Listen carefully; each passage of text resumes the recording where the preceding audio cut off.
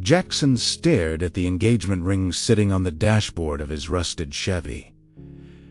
It sparkled, clean and perfect, looking completely out of place next to his helmet and pack of cigarettes. He had scrubbed his hands for 20 minutes with heavy-duty pumice soap, but the coal dust was still etched into his fingerprints. He looked at the mine entrance, a black mouth swallowing the morning fog. Then he looked at the ring.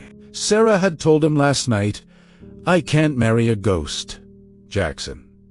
And that's what you're becoming down there. Today was the day he had to choose. But before he could drive away, the siren wailed. The neon sign of Rusty's Diner buzzed with a sound like an angry hornet. It was the only light on Main Street in Harlan, Kentucky, at 11 p.m. on a Tuesday. Jackson Wilder pushed the glass door open. The bell jingled, announcing his arrival. He looked like he had just crawled out of a chimney. He had showered at the bathhouse, sure, but the mine eyes, the black eyeliner of coal dust that settles on the lashes, never truly goes away. He walked to his usual booth in the back.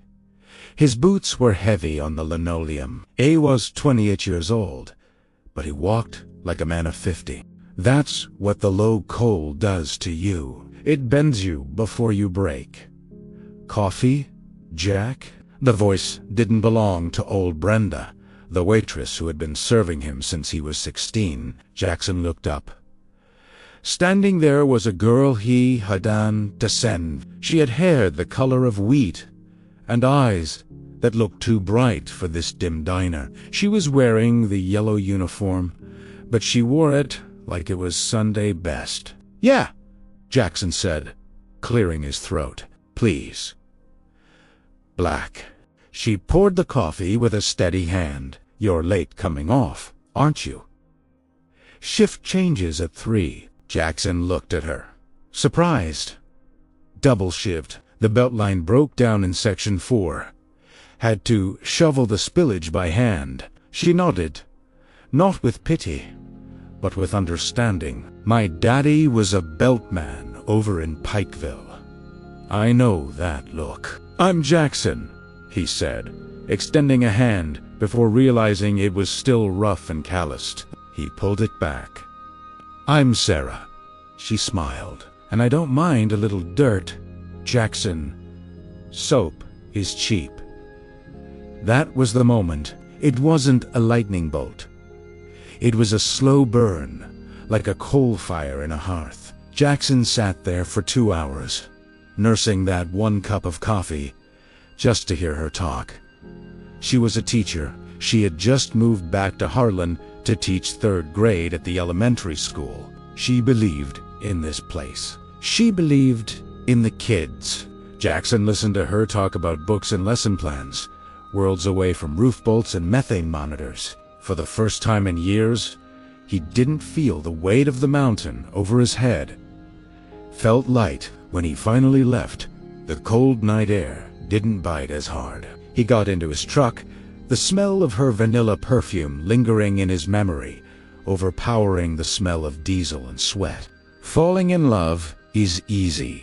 Making it work when you work 60 hours a week underground is the hard part. Their first date was a Sunday afternoon. Jackson had spent an hour scrubbing his fingernails with a toothbrush. He put on his good jeans and a button-down shirt. They went for a drive up to Kingdom Come State Park, looking out over the ridges of the Cumberlands. "It's beautiful from up here," Sarah said, leaning against the hood of his truck.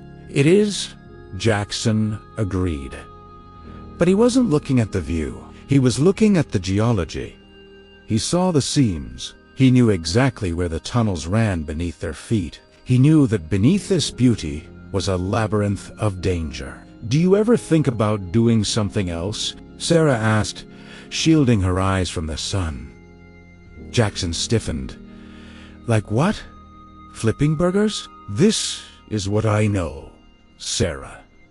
My daddy died in the mine. My brother works the prep plant. It's good money." "I know it's good money," she said softly. "But is it a good life?" Jackson didn't have an answer for that. As the months went by, the friction started. It wasn't big fights, it was the little things. It was the Tuesday night date he missed because the foreman needed him to stay and brace a sagging roof. He didn't have cell service underground to call her. She sat at the diner for 2 hours, waiting. When he finally showed up at her trailer at midnight, exhausted and black-faced, she was crying. "I thought you were hurt," she sobbed. "I heard a siren, Jack. I thought it was you." "I'm fine, Sarah. It's just the job." "You gotta respect the job." "I respect the man," she said, touching his cheek. "But the job is stealing him from me, piece by piece." Jackson tried reality. He started trading shifts to get weekends off. He started wearing earplugs to save his hearing so he could hear her whisper. But the mine is a jealous mistress. It demands your body, your time, and your mind. Even when he was with her, watching a movie or having dinner, part of him was still down there. He was listening for the roof to crack. He was checking the air. Sara sa italiano. She saw the 1,000-yard stare. She saw the way his hand shook when he held a coffee cup. 6 months in, she gave him the news. "I got an offer, Jackson," she said. They were sitting on his front porch. The cicadas were screaming in the trees. A school in Lexington. Better pay, safer neighborhood. Jackson felt a cold stone drop in his stomach. Lexington? That's 3 hours away. "Come with me," she said. Her eyes were pleading. "You're smart, Jackson. You can fix anything. You could get a job as a mechanic. You could go to trade school. We could start over." Jackson looked at his hands. "I ain't a city boy, Sarah. I belong here, in the hollow." "No," she said, her voice trembling. "You belong to the coal, and I won't share you with it anymore. I can't wake up every morning wondering if today is the day I become a widow before I'm even a wife." Say stood up. "I'm leaving in 2 weeks. Jackson, I want you to come. But if you stay, I can't stay with you." The next 2 weeks were a blur of misery. Jackson worked like a demon. He took every overtime shift available. He wanted to drown the noise in his head with the roar of the continuous miner. If he worked hard enough, maybe he wouldn't feel the heartbreak. The crew noticed. "Slow down." Jax, his foreman, Oldman Miller, said.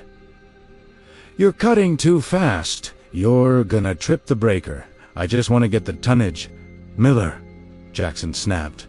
It was 3 days before Sarah was set to leave. Jackson was in Section 3.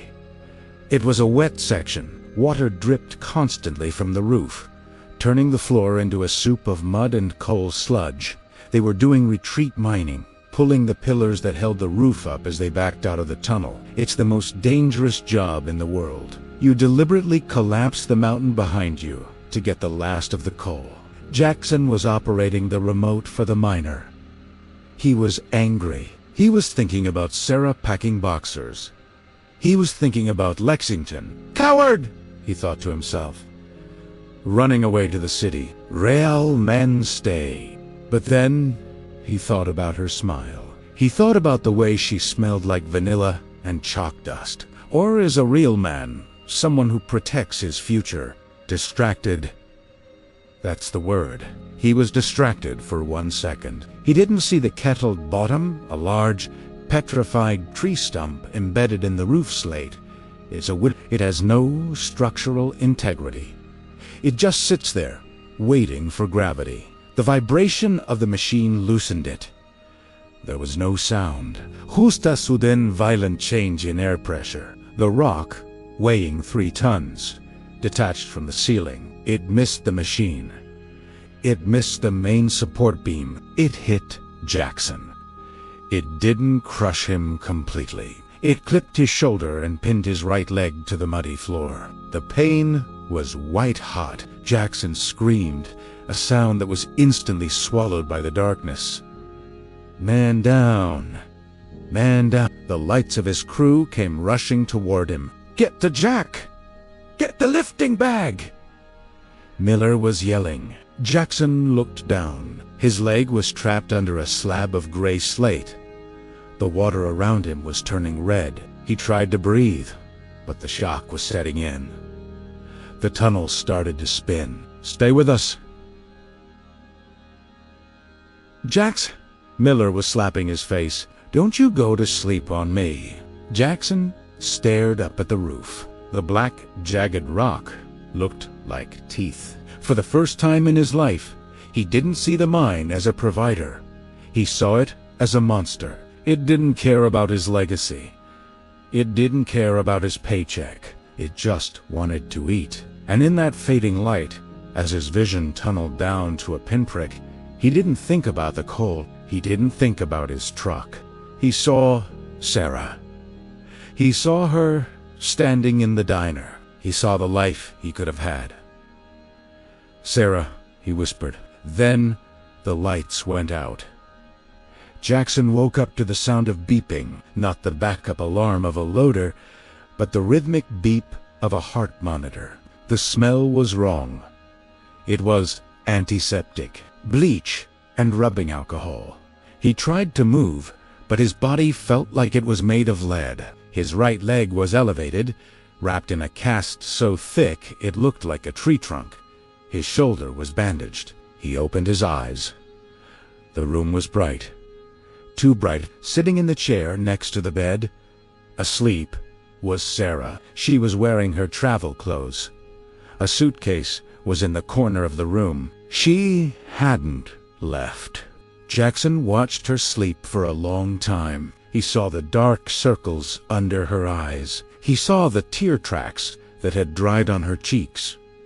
He realized then what he had done. He had almost killed the best thing that ever happened to him, just to prove a point to a mountain that didn't care.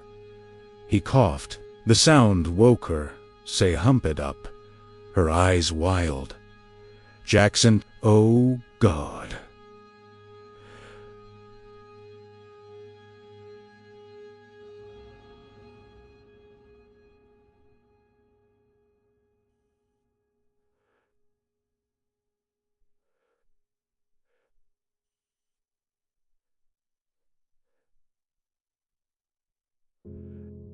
Jackson! She was on him, kissing his forehead, her hands hovering over his bandages, afraid to touch him. I'm okay, he croaked. I'm okay? They said you lost a lot of blood. She was crying again. They said if the rock had been 2 inches to the left. But it wasn't, he said. He reached out with his good hand and took hers. Sarah, look at me. She wiped her eyes, sniffing. I'm looking... I saw you, he said. When the lights went out, I didn't see my daddy. I didn't see the mine. I saw you. Jackson, don't talk. You need to rest. No, he said, squeezing her hand. I need to say this. I was wrong. You were right. It ain't a life. It's just a job. And I don't want the job if I can't have the life. Sarah froze. What are you saying? I'm saying, if that offer in Lexington is still open, I think I'd look pretty good in a mechanic's uniform. She stared at him, searching his eyes for the lie. But there was no coal dust in them now, just clarity. Are you sure? She whispered. You love the hollow. I love the hollow, Jackson said, looking at the window where the Kentucky hills rolled in the distance. But I love you more. The hollow will always be here.